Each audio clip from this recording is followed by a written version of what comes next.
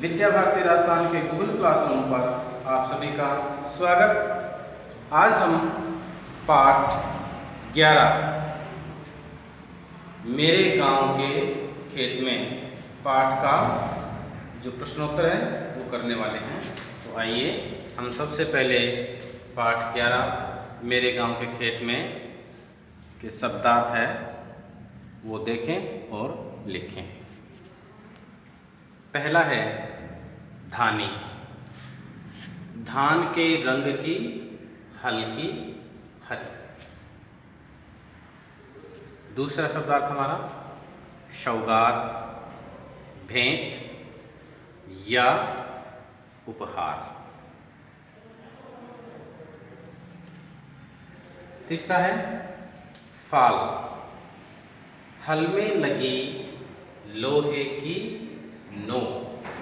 अब ये आपके लिए थोड़ा सा सुना हुआ शब्द नहीं है, तो देखिए आप लोग, ये एक चित्र बना हुआ है त्रिशूल टाइप में। ये पहले त्रिशूल और इसके पीछे एक डंडी लगी हुई है।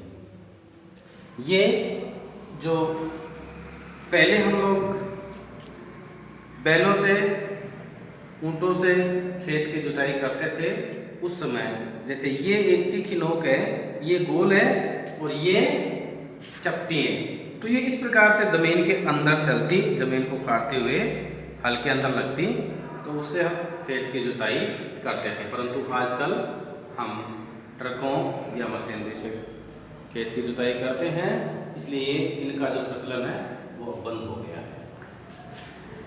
दूसरा है छकड़ा, बैलगाड़ी आप लोगों में से कईयों ने देखी है, कईयों ने नहीं देखी। यानी कि बैल है तो जिस गाड़ी को चलाते थे हम उसको बैलगाड़ी बोलते थे। जैसे ऊँट के पीछे गाड़ी लगा के ऊँट गाड़ी बोलते हैं, ठीक उसी प्रकार से बैल के पीछे एक गाड़ी लगा करके उस पर सामान ढोते थे, तो उसी को हम बोलते हैं बैलगाड़ी। और छकड़ा, रमझोल, घुंघरुओं की आवाज़ जो आती है उसे हम बोलते हैं रमझोल। एक गीत है, उस गीत को यदि आप सुनेंगे तो आपके ये जो रमझोल शब्द है वो ठीक प्रकार से समझ में आएगा। वो गीत के बोल आपको मैं बता देता हूँ। देशभक्ति गीत है। मेरे देश की धरती सोना उगले उगले हीरे मोती, मेरे देश की धरती। ये जो गीत है, इस गीत को आप सुनिए तो आपको रमझोल शब्द का जो अर्थ है, यानी कि घुंघरुओं की आवाज़, वो ठीक प्रकार से समझ में आ जाएगा। संदेश अर्थात समाचार। हमारा दूसरा प्रश्न है, पायल संग क्या चलती है? पायल संग कुदाली चलती है।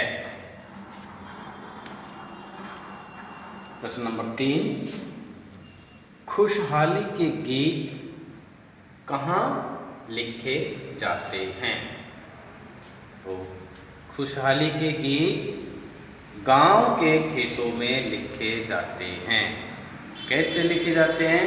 पेन और कलम से नहीं, वहाँ पर खेतों की जुताई करते हैं और फिर मेहनत करते हैं, किसान को पसीना बहाते हैं, अच्छी बरसात होती है, खूब सारा अन्न जब होता है और हम बैलगाड़ी गाड़ों में, ट्रकों में जब खूब सारा अनाज लेकर के आते हैं तो परिवार में सुख समृद्धि आती है, खुशहाली आती है। बया किसके महल बनाती है? बया घास के महल बनाती है। एक छोटी चिड़िया होती है, बहुत सारे भैया बहनों ने देखी भी होगी, जो खेत में जाते हैं, जो गांव के हैं, उन्होंने निश्चित रूप से देखा है खेत के अंदर खेजड़ी के या किसी झाड़ी के चिड़िया के छोटे छोटे घोंसले बहुत ही आकर्षक तरीके से बनाए हुए, इतने सुंदर लगते हैं, जिनका एक एक छोटा छोटा तिनके से वो घोंसला चिड़िया बनाती है, तो ऐसा लगता है जैसे घास का कोई महल बना दिया है, इसीलिए उसको हम घास का महल कहते हैं। जब चिड़िया धूल में नहाती है तो क्या संदेश देती है? जब चिड़िया धूल में नहाती है तो वह बारिश आने का संदेश देती है। अब जिनके घरों में कच्ची मिट्टी होती है, आप वहाँ पर देखिएगा कभी विशेष रूप से, जहाँ पर जिनके घरों में पेड़ पौधे हैं और कच्ची मिट्टी है, तो आप देखिएगा सुबह और शाम के समय चिड़िया पेड़ पर से कभी पेड़ पर बैठती है और कभी पेड़ पर से उड़ कर के नीचे ज़मीन पर मिट्टी में आकर के और अपने पंखों को फैला करके उसमें जैसे वो नहाती है ऐसा फड़फड़ा करके लगता है। तो उसी को हम बोलते हैं धूल से नहाना। और जब वो धूल में नहाती है तो हमारे बड़े बुजुर्ग कहते हैं कि निश्चित रूप से वर्षा आती है, अर्थात वो चिड़िया जब धूल में नहाती है तो हमें वर्षा आने का संकेत देती है और निश्चित रूप से वर्षा 1-2 दिन में आ भी जाती है। तो ये पुराने समय में कई प्रकार के संकेत होते थे जो आज भी प्रचलन में है।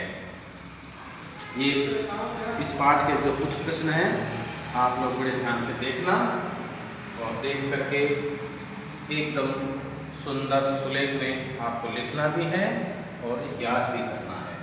मैं हर वीडियो में आपको कहता हूँ कि अपने वीडियो को लाइक करें और सब्सक्राइब करें, परंतु कुछ भैया बहन अभी भी ऐसे हैं जो आलस कर जाते हैं, लाइक भी नहीं करते हैं और सब्सक्राइब भी नहीं कर रखा है।